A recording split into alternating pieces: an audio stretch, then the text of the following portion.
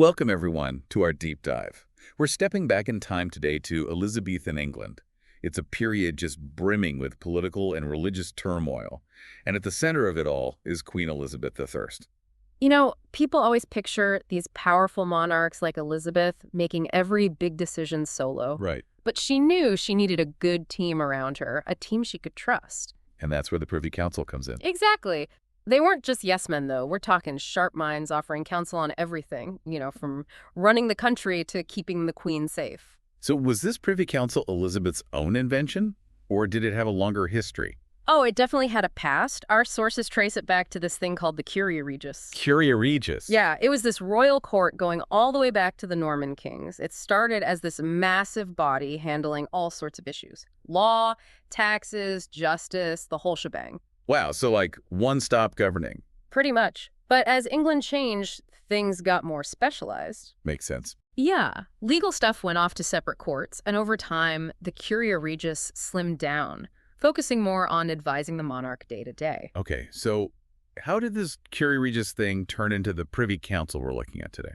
Well, by the time Elizabeth I took the throne in 1558, this group of advisors had become known as the Privy Council, a name that really highlights their role. They were confidential advisors close to the monarch. But Elizabeth inherited a pretty large group. How large are we talking? 50 members? 50. That's more like a parliament than a council. Did she really need that many voices in her ear? That's what Elizabeth thought too.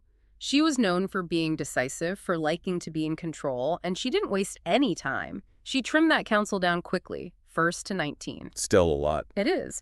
But then, by 1597, she had her core group, just 11. Wow, she really streamlined things. I have to imagine there were strong reasons behind a move like that. Was it just about efficiency, or was there something more strategic going on? Oh, efficiency was definitely a factor, but it was also about power. By picking a smaller group, Elizabeth could control the flow of information, how decisions were made. It also kept any factions from fighting too much amongst themselves. This was her council. This was her council. So who were these people lucky enough to be in Elizabeth's inner circle? What did it take to be a trusted advisor to the queen? It was a real mix, carefully picked to get a balance of experience, loyalty, and know-how. You had your nobles, of course, representing the old ties to the crown. Right, the old guard. Yeah, but Elizabeth also saw the need for new blood. She brought in gentry who were gaining power, and even some folks from the business world, which was just starting to boom. She wanted different viewpoints, different skills around her. That's really interesting. She wasn't just sticking with tradition. It sounded like she was pretty forward-thinking, realizing she needed all kinds of expertise. But was anyone notably missing from this mix? One big group that was mostly out: the clergy. Elizabeth was a religious person, no doubt, but her decision to keep religious leaders off her council sent a clear message. Religion wouldn't run the state. Bold move. So it seems like she was crafting this council to get a very specific balance. Did she keep anyone from her predecessor, Mary's reign? Actually, yes, she did. In another smart move, Elizabeth kept a few members from Mary his time. Really? It showed she was practical, politically savvy.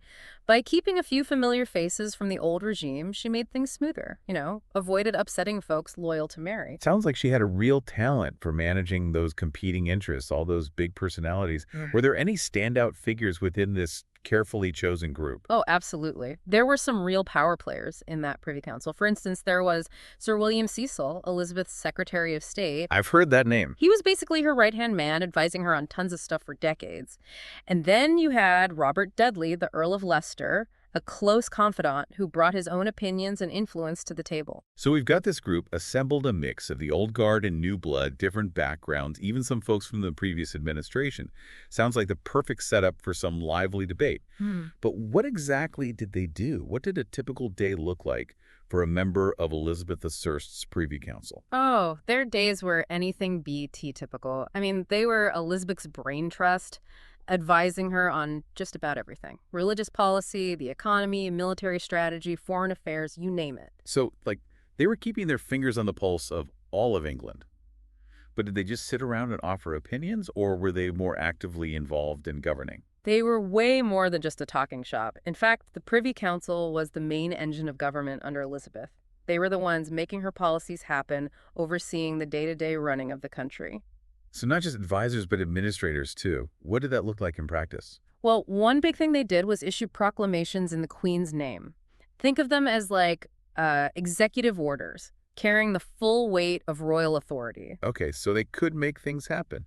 Oh, yeah. They also oversaw law enforcement, the courts, making sure justice was served across the land. They were the ones keeping those wheels of government turning. That's a lot of power for a group that wasn't elected. Did Elizabeth ever, push back against their decisions? It's true, they had a lot of influence, but all our sources stress that Elizabeth was no puppet queen. She had the final say on everything. She listened to them, weighed the different opinions, but the ultimate decision was hers. So it was a real balancing act. She valued their advice, but wasn't afraid to assert herself. Was there any area where the Privy Council's role was especially strong? Well, they had a big impact in several areas, but one that really stands out is their involvement in the legal system. For example, they would advise Elizabeth on royal pardons. Oh, wow, that's high stakes. Yeah, it could literally be life or death for the person seeking mercy. They also issued these things called orders in council, basically directives from the Queen on specific legal or administrative issues. Can you give me an example of an order in council so I can picture how it worked? Sure, let's say there was a dispute over land ownership somewhere, something the regular courts couldn't easily solve.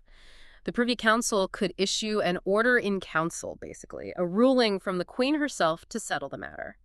It was a powerful tool to intervene and ensure justice was done. Wow, so they could really cut through the red tape. Were there any other courts where they had a say? Yeah, they also played a role in the Star Chamber, a pretty controversial court. Oh, I've heard of that. It dealt with cases involving powerful people, nobles, rich merchants, anyone who might try to twist the regular courts, and it was known for its harsh punishments. So no one was above the law, at least in theory. Exactly. The Privy Council's involvement ensured that even the wealthiest and most influential people had to answer for their actions. So they weren't afraid to go after the big fish. Did they have any influence on Parliament, too? Absolutely. Parliaments where laws were made, taxes were levied. Elizabeth needed to manage them carefully, and the Privy Council was her voice in there. They helped guide debates, made sure her policies were clear, and most importantly, upheld her royal authority. It sounds like a constant game of political chess. But England wasn't just London and Parliament. How did the Privy Council's reach extend to the rest of the country? That's where regional councils came in. England was huge, so governing it effectively meant having a more local approach. Right, you can't manage everything from the capital. Exactly. Regional councils, like the Council of the North and the Council of the Marches, acted as extensions of the Privy Council, making sure there was consistent governance across the land. So they weren't just sitting in London, issuing orders from afar. They had people on the ground making things happen. It sounds like a pretty well-oiled machine. But at its heart was this complicated relationship between Elizabeth and her council. Right. And that relationship is fascinating. Elizabeth was strong, independent, but she also knew she needed wise counsel. She had to balance being decisive with being collaborative, being in control, while also trusting her advisors. It sounds tricky. So she couldn't just rule by decree. She had to build relationships with these powerful people. How did she manage that? She had a few strategies. First and foremost, she chose people she thought would serve her well. People with the right skills and loyalty. Exactly, people willing to debate. But she also understood the power of image, of perception. So it wasn't just picking the right team. She had to manage their egos, their ambitions too. That's it. And she did this partly by cultivating what historians call the cult of love.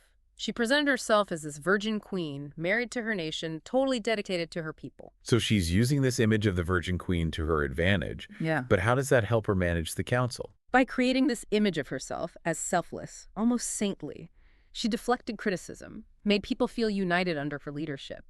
It was a brilliant way to counter any factions or rivalries that might crop up in the council. If they were all devoted to Gloriana, this ideal version of Elizabeth, they were less likely to challenge her. That's fascinating.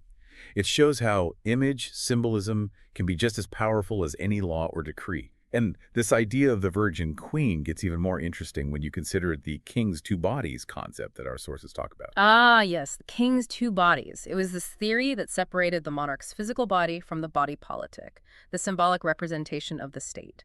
The king, or in this case the queen, was both a person and the embodiment of the nation. So Elizabeth was Elizabeth Tudor, the woman, but also Elizabeth the Queen, the living symbol of England. Must have been a lot of pressure. Oh, absolutely. But it also gave her immense power. She could appeal to her advisors' sense of duty, their loyalty, not just to her personally, but to the idea of England itself. It was a powerful way to get their support and cooperation. So she's using this theory to solidify her authority, to remind the council that they're serving something bigger than just her. Did she have any other tactics to keep things under control, to keep her council in line? One of her most effective tools was patronage. She would strategically give out favors to reward loyalty and good behavior. Like what kind of favors? Oh, all sorts. Land titles, cushy government jobs, monopolies on certain goods or industries, things like that. So it was like a very Tudor rewards program. You scratch my back, I'll scratch yours. You got it. It was a system used by monarchs for centuries, but Elizabeth really knew how to work it. She knew who to reward, when to reward, and how to make those rewards matter. It was a key part of how she managed the Privy Council. But even with all these strategies, the image, the two bodies, the favors, surely there were still disagreements, conflicts within the council. These were all powerful people with their own ideas and goals. Oh, of course. Disagreements and rivalries were bound to happen. Imagine a room full of brilliant, ambitious people, all vying for the Queen's attention and influence. It was a recipe for both productive discussions and clashes. So how did Elizabeth handle those clashes? Did she just let them argue it out, or did she step in and play referee? She used different tactics. Sometimes she'd let the debates run their course, thinking the best ideas would come from that back and forth. But if things got out of hand, if they threatened her plans or the council's unity, she wouldn't hesitate to take charge and impose her will. So she was both facilitator and final judge, always looking for that balance between encouraging discussion and maintaining control. It sounds like a delicate dance. And this council, it wasn't static, right? It changed over time as Elizabeth's reign went on. Exactly. The Privy Council wasn't some fixed entity. It evolved over those 44 years of Elizabeth's rule, mirroring the changing political scene and the challenges she faced. So let's look at that evolution. What were some of the key phases in how the Privy Council developed? Well, the early years of Elizabeth's reign were pretty shaky. Lots of religious and political instability. She inherited a country divided by the flip-flopping between Catholicism and Protestantism under her predecessors. She needed her Privy Council to help her navigate all that and establish a new religious order. So the early years were about solidifying her power, finding a way to bring a divided nation together. How did the council's role change as Elizabeth's reign went on? As she gained experience and confidence, Elizabeth became more assertive. She relied more on her own judgment, but the Privy Council remained essential. They kept meeting almost every day, discussing affairs of state, advising on policy, and putting her decisions into action. So even as she grew more sure of herself, she still saw their input as valuable, as a key part of how she ruled. Absolutely. That's a sign of her wisdom as a ruler. She knew that even the most capable monarch benefits from good counsel, and the council's importance is probably best seen in their role in some of the most dramatic and defining moments of Elizabethan England. So they weren't just dealing with the everyday stuff, they were shaping history. That's where we'll pick up next time. We'll explore how the Privy Council was involved in some of the biggest events of Elizabeth's reign. We left off last time talking about how the Privy Council's role changed throughout Elizabeth's reign. Now, let's look at how they were involved in some of the biggest moments of that era. Where should we start? Well, one event that really shows their impact was the establishment of the Church of England. Ah, yes, the Church of England. This was a huge shift, not just for religion, but for politics, too. The Privy Council was right in the middle of it all, but, crafting the laws, managing the change, and dealing with the pushback from both Catholics and Puritans. So they weren't just armchair theologians. They were dealing with the practical side, the political fallout of such a massive change. What do you see as their most important role in all this? What's really interesting is how they found that balance. The Church of England, as we know it, was all about compromise. Right, a middle way. Exactly. They kept some things from Catholicism, but also embraced Protestant ideas. The Privy Council had to carefully handle those competing pressures to create a settlement that most people could live with. It was a real tightrope walk. High-stakes negotiations indeed. Okay, so they handled a religious revolution. What other huge events have the Privy Council's fingerprints on them? Well, you can't talk about Elizabethan England without mentioning the Spanish Armada. The Spanish Armada. Now that's a story. It was a defining moment, a real David and Goliath situation that could have easily gone very badly for England. I can only imagine the tension in those Privy Council meetings as the threat of invasion loomed. Right. What did they do to contribute to the eventual victory? Oh, they had a hand in pretty much everything. Organizing the defense, getting troops and supplies ready, advising Elizabeth on diplomatic options to try and avoid the whole conflict in the first place. They even helped with the propaganda, rallying the English people to resist Spain. So it was a true team effort. Military strategy, diplomacy, even bit of PR. Yeah. Incredible. Any other key events we should touch on? One that was definitely full of drama and had huge consequences was the execution of Mary, Queen of Scots. Ah, Mary, Queen of Scots. That's a whole story in itself. It is. This was a decision that had been debated for years, and the Privy Council played a central role in advising Elizabeth on the risks and benefits of such a drastic action. I bet that's one where those competing opinions and personalities we talked about really came into play. What were some of the arguments they presented to Elizabeth? Well, on the one hand, Mary was Catholic, a real figurehead for that faith, and that posed a threat to Elizabeth, who was Protestant. Right, she could have become a focal point for rebellion. Exactly. There was even fear that she could be used to support a foreign invasion. But at the same time, executing another monarch, a relative no less, was a risky move. Very risky. It could have angered other Catholic powers and made the already unstable situation in England even worse. A true dilemma. Damned if you do, damned if you don't. And in the end, Elizabeth signed the execution warrant.